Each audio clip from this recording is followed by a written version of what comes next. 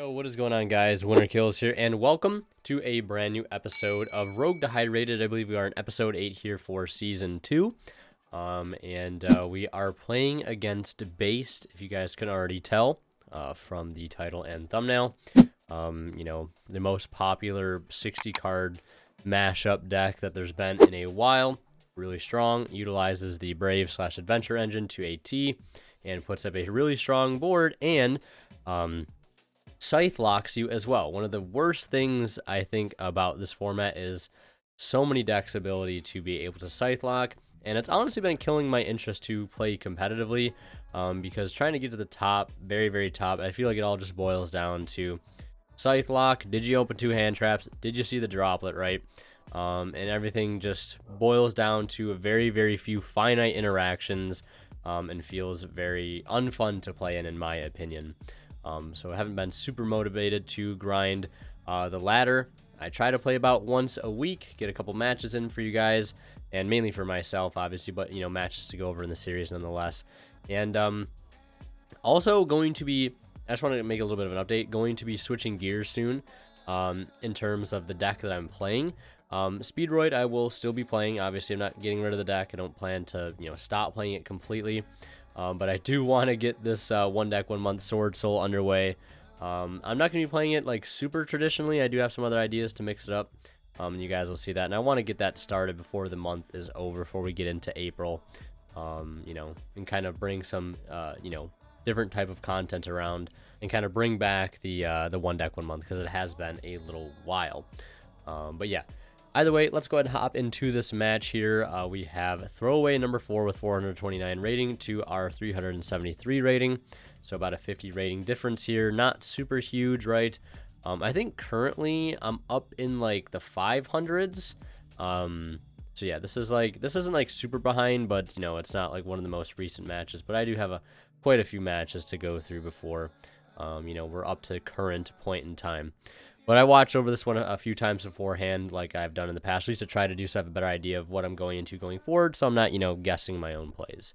But looking at the die roll here, we're going to see me win die roll, which is great. I'm going to go ahead and fix the audio here for a second.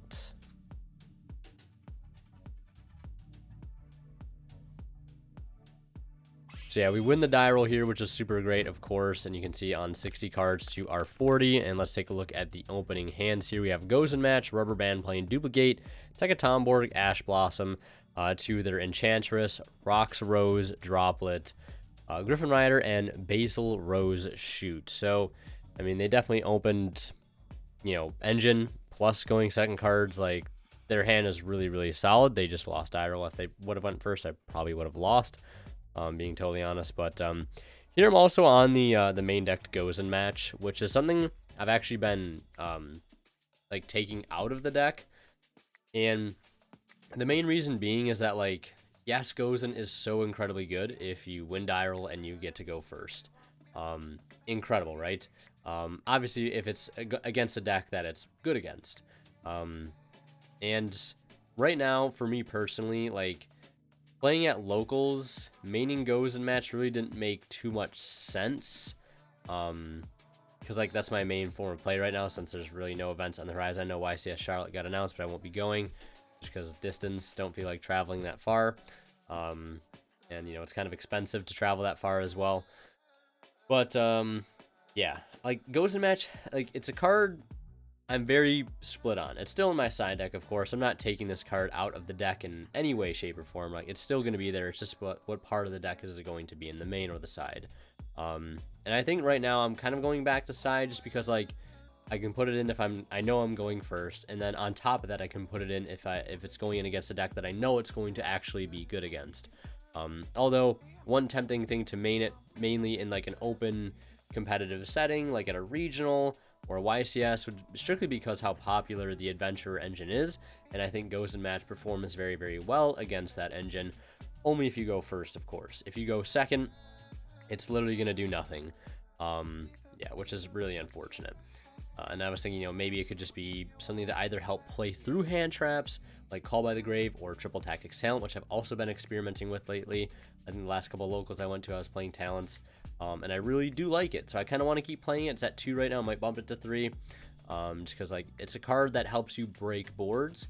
Not only like because I'm playing so many hand traps that help you stop boards from being made, but, you know, more cards that are live as the 6th card, more cards that let you actually dismantle boards and help recover from hand traps. Kind of a different type of role, I guess, because I have 12 slots in the deck. If I were to cut, you know, rubber band plane or cut a car turbo, I could technically go up to 13.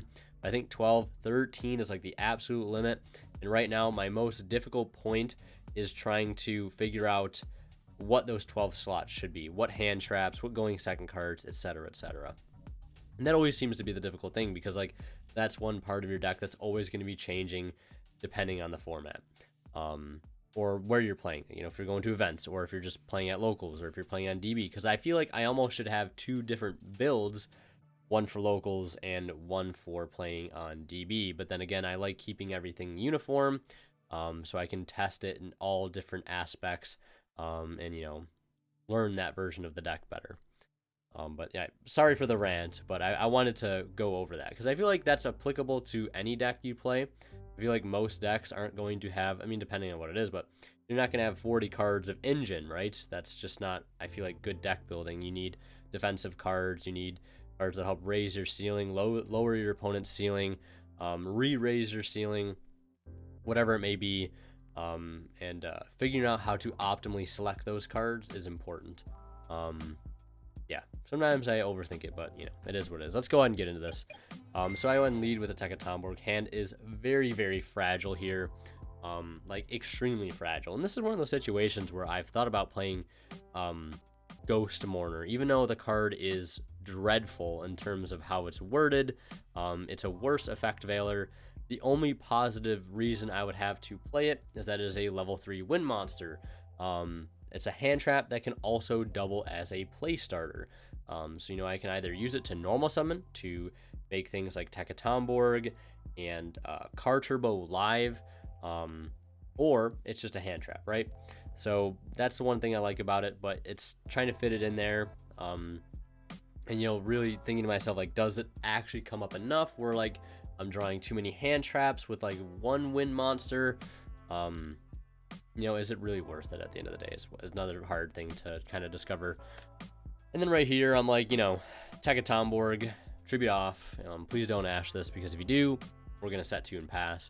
This is also another reason I keep going on side tangents, but like I have a lot in my mind recently from just playing this deck, kind of low key at locals. Gamma in the main deck would seem really cool just for interactions like this, and also for interactions like Wheel. But outside of that, really no other good points to actually go ahead and resolve a Gamma, because a lot of times all your plays start from normal summon monsters and special summon monsters, so Gamma doesn't really help out too much there. But luckily my opponent doesn't have a response. We're going to summon out Dendendaiko Duke, and then we're going to activate the Rubber Band Plane, and then we're going to go ahead and link 2 here into Rubber Band Shooter. And here we go ahead and banish a 5, because if I go for, well, yeah, I guess it doesn't matter. I could have gone for a 6 here, and I'll explain why. So if I really want to go for like a classic Crystal Wing play, going for a 6, I could do Hound and Terror Top. If I get the Hound, I can dump dice. Duke would summon the dice, you know, modulate levels, go for Cork Shooter, bring out the materials, make a Hagoi to make Crystal Wing. And there's our Crystal Wing with the Hagoi to follow up, and also Hound. Same thing can be said if we get the Terror Top. We just add a Tekatomborg, spec the Tekatomborg this time because we had not special summoned it yet.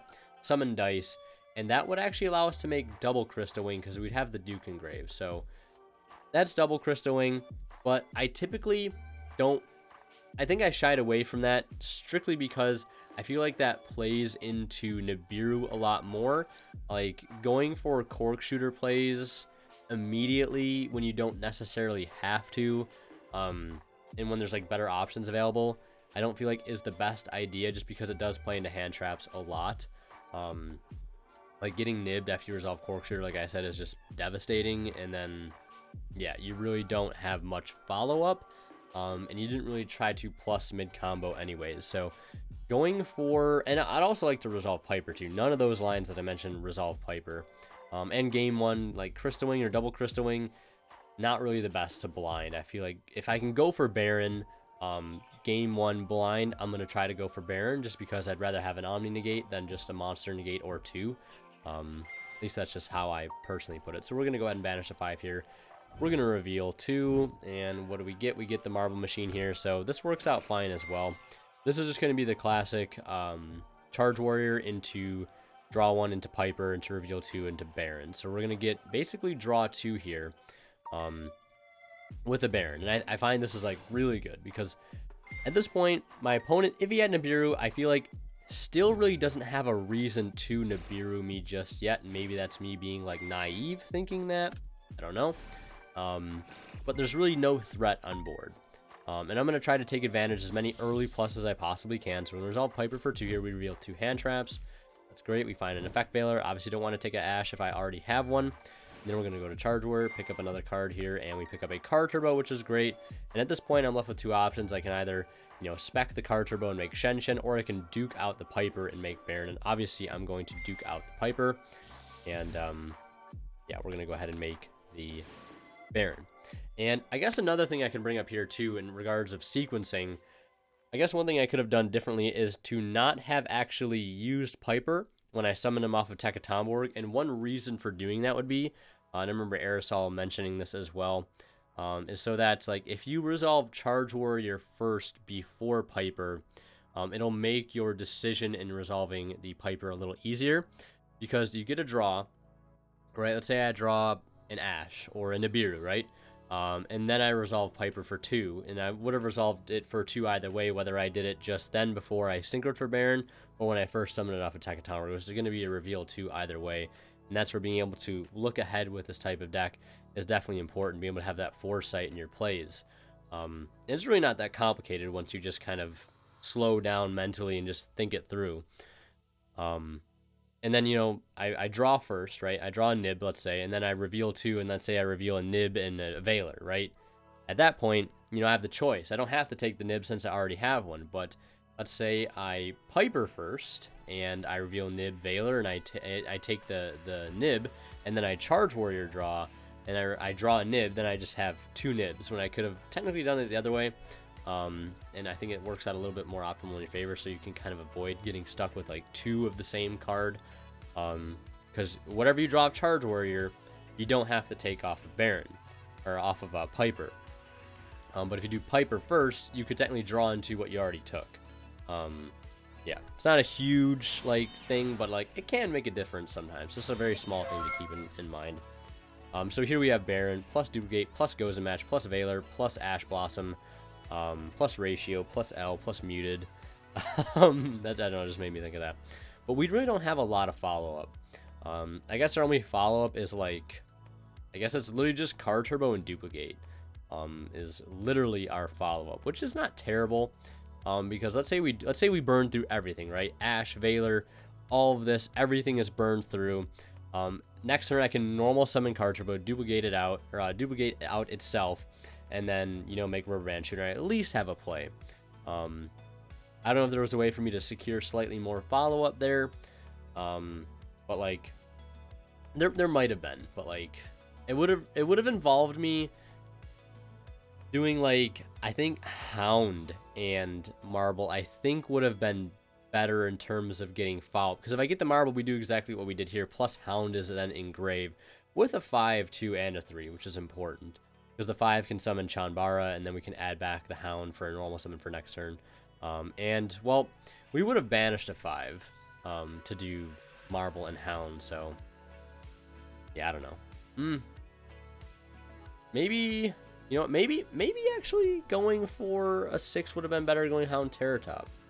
Because if we get Terror Top, we can technically go, like, Terror Top at Tekatomborg, expect Tekatomborg, tag into Piper, still excavate 2, and then we'd have to go ahead and synchro for something like, what is this? Wind Pegasus. And then I really don't know what we do from there. I honestly don't think there's a way to secure too much follow-up unless we have a route that gives us, like, either Hound and Marble. Well, I mean, Hound and Marble would have been fine. It's just we wouldn't have the option for level 5 follow. I mean, we could summon Hagoita, but, like, I'd rather be summoning something like Chambara, I guess. But either way, we'll get it back into this. My opponent is going to lead with the Enchantress. I'm like, okay, this is perfectly fine. And this is why I love Gozen Match, because like it's so good against the base deck or anything that's running the Brave engine, whether it be Phantom Knights or Prank Kids, literally whatever it is, it doesn't matter. Because they pretty much always start with this first. There's no reason to not start with this. So they're going to resolve the right. They're going to get Adventure in the token and everything. And I'm saying on resolution, we're going to activate Gozen Match. So now he has an Earth on field. That's what the token is a Earth monster. If I could hover over here, it says it right here. Yeah, it's an Earth. So nothing in his hand is Earth currently. And the only way he can out this is with the Draco back. And I really didn't think about this at the time. It kind of slipped my mind. I'm like, wow, Draco back's actually like a really good out to this. And one of the reasons why I was thinking, like, is Gozen Match really that good against the base strategy? But a lot of times, if I'm ending on Gozen Match, I'll usually have something on my board, right? Unless everything completely goes wrong, then, you know, odds are we're probably not winning that game if everything goes out of our favor. But, you know, having the Baron or some form of negate, whether it be Ash from stopping them from getting the equip, or a Baron stopping them from getting the equip, that's really strong because we can protect the Gozen Match. I also probably should have done this earlier. Now, the fact that my opponent opened up the Wandering Griffin Rider is a little unlucky for us because he can, like, chain that to Gozen, get it on the field, then Gozen will resolve, and then he can send, which will give him an opportunity to trigger Fateful to go ahead and search. So, like, he kind of got lucky here opening up the one of, which, yeah, one of in 60 cards, by the way, 2 one-ofs. But, I mean, that's 60 card decks in a nutshell, right? So what you're going to see here, like, and all I'm saying is I maybe should have just done this earlier to make things a little bit more awkward, because he either, like, if he activates right and I chain Gozen, he would have to chain Griffin Rider if he wants to get it on board whatsoever, but then he can't get the token because, or maybe the token would still summon, or the token wouldn't be able to summon because it would go Griffin Rider 3, Gozen Match 2, right 1. Yeah, and by the time right would resolve, Gozen Match is already resolved, so he wouldn't be able to summon the token, I don't think. And then with that, I don't think he'd be able to get Fateful.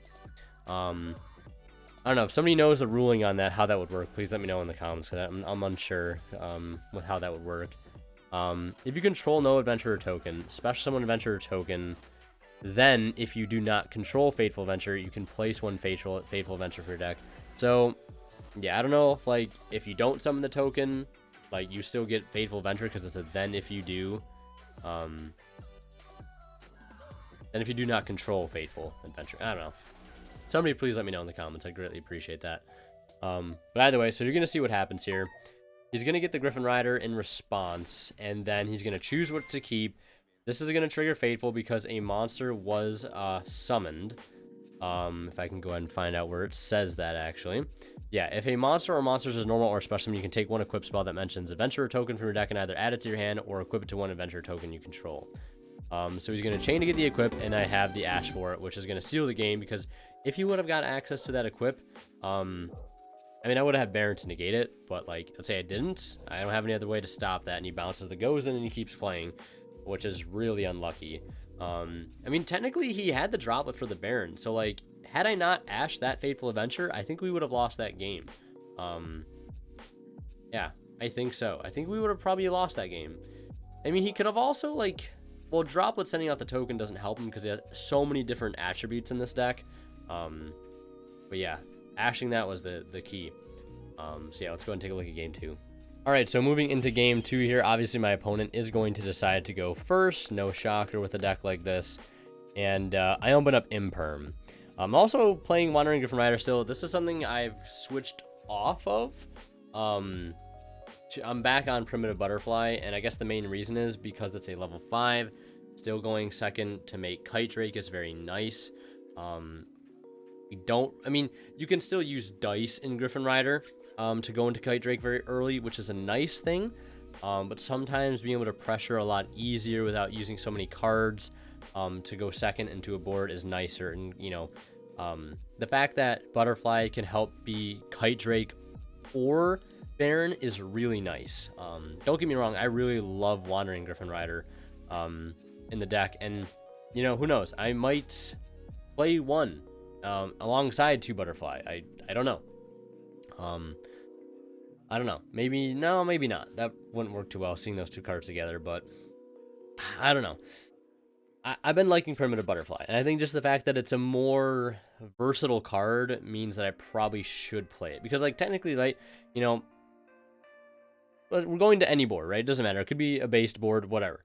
Spec Griffin Rider, normal Marble Machine, get Tekatomborg, tag for dice, single for Kite Drake. See how many steps we have to go through to get there? It's 1, 2, 3, 4. That's 5 summons already on the Kite Drake. That's us getting nibbed just for a Kite Drake. But, you know, if this was Primitive Butterfly, we could spec this and then just normal the Duke and then make Kite Drake.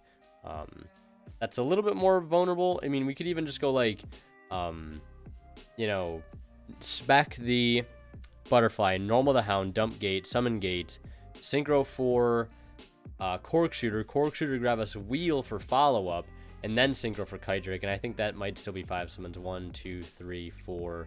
Yeah, that's still 5 summons, but we get a follow-up in of the Wheel, which the other routes we do not get. And then we would get the Kite Drake effect if it got nibbed anyways, but either way. But yeah, we're gonna have 1 Imperm here, and really rough. My opponent, you know, saw all he needed to see to get here, and there really wasn't a good point for me to go ahead and Imperm.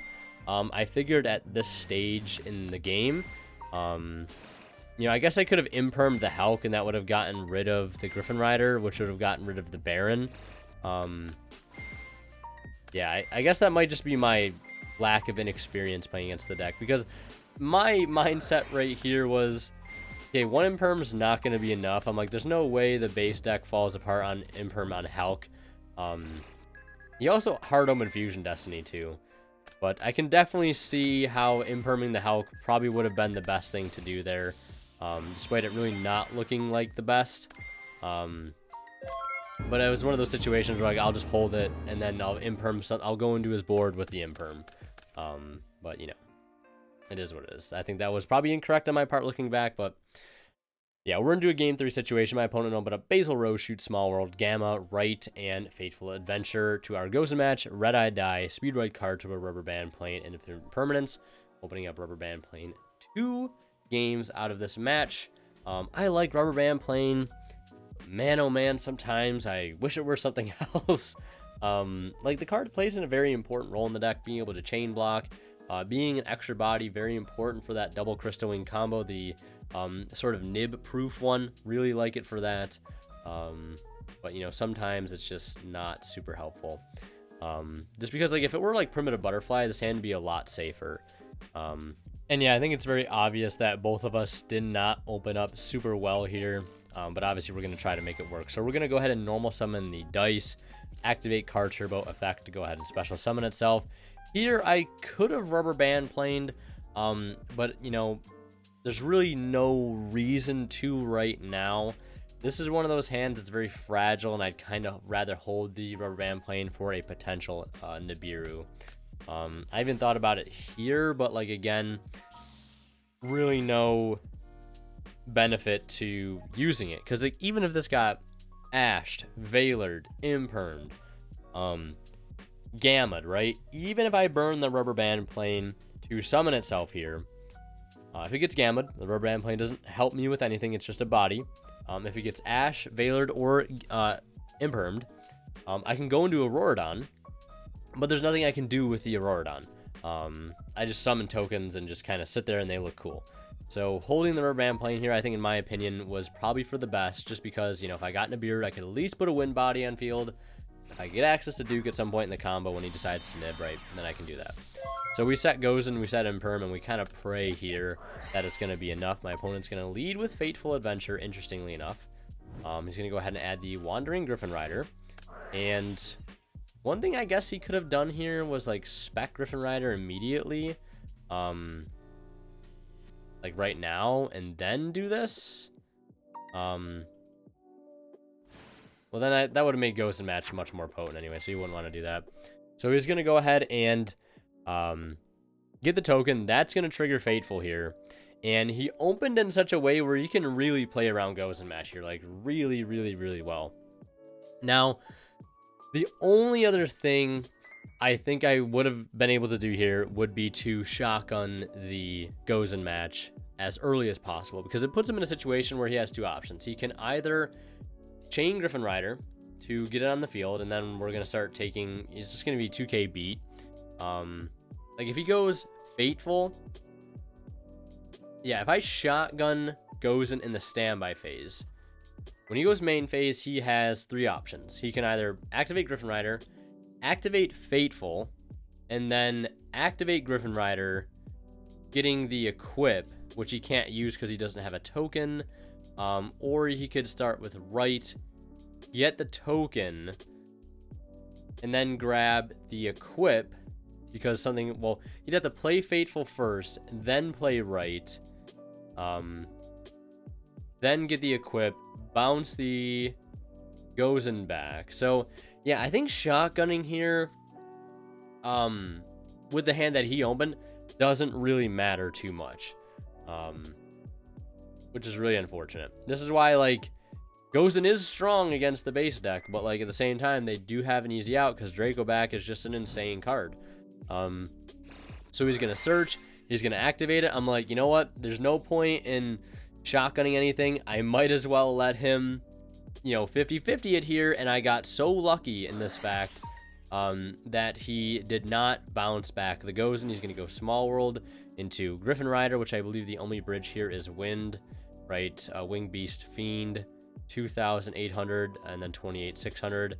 Go ahead and grab another level 3, 18,600, 1,008, Dragon Fiend, Dark Wind. Yeah, so the only thing that matches there, they are level 3. So you can go ahead and add that to his hand. And then I think his next play here would have been to normal summon that and make a play. But we have Gozen match, and he's going to go ahead and swing in for 2k. Now, things, honestly, still not looking super good for me. I don't have any follow-up engrave. All I have is an imperm and a rubber band plane, so I need to draw really well. He's going to set one, and what do? We draw really well. We draw into the Ultra Hound here. We're going to go ahead and normal the Ultra Hound, and we're just going to play, you know what I mean? We're going to finally be able to play our strategy. Seeing a starter feels so good. It's one thing I wish I could play more of, is more starters, but like more non-bricky starters, and cards that make us go minus. Like, you know, Win and Scratch are always there, but this is not really a deck that can afford to go -2 into certain interactions. We just need Terror Top to 3, honestly. Like, if I had the option of playing like multiple, and I'm sure most people do this, like I could play like scratches. Like if Terror Top came to 3, yeah, like I would just never ever play Win or Scratch like ever again. I don't think there would be no reason to. Like, yeah, you could play like 9 copies of Terror Top, like the 3 itself, the 3 Scratch, the 3 Win, but like you add the 3 Terror Top and you have 13 starters total. And you could even like drop like a Marble Machine or a Hound and play like less normal summons. Like if people can run around with this kind of stuff, how degenerate it is, scythe locking people left and right. E-Telly's at 3 makes Hulk so strong in every deck. Why can't we have Terror Top at 3? You gonna tell me because of PK deck? Ban their scythe? What are they gonna do then, huh? What are they gonna do? Make Cherubini? Sure, let them make Cherubini. I don't think their end board gets any better. But that's besides the fact. So that's gonna do it for this video. We win here, and I don't know what my rating went up to. Probably almost to 400. I could probably actually just refresh the page here. And go to the next game a bunch of times and hit fast forward. I just want to see what my rating went up to for winning this game. Luckily this is a pretty quick game. But yeah, one deck 1 month should be returning, hopefully by the end of the month, in the start of April. No, it's not an April Fool's joke. And yeah, I think that's all I wanted to update you guys on. It's just because I know a lot of people are probably wondering where one deck 1 month is, but it is coming back. I've just been pretty reluctant to start because I've been playing Sword Soul here and there, and it hasn't been like super fun. But I have an idea to kind of, you know, help to make it more enjoyable as time goes on. Fit more my playstyle, I guess. So yeah, we're at 373. And then I think my opponent is just going to, yeah, no, it goes to the 389. So we got like, what, 16 rating there?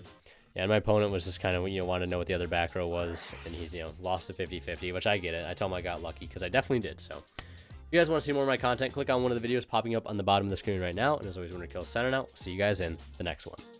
And like always, a huge shout out goes to our Divine Level channel members, and they are Tweeter0226, Ponystar, Cadillacs84, Keith Sidgers, and Black Ninja Money. Thank you guys so much, as always, for your extremely generous support of the channel.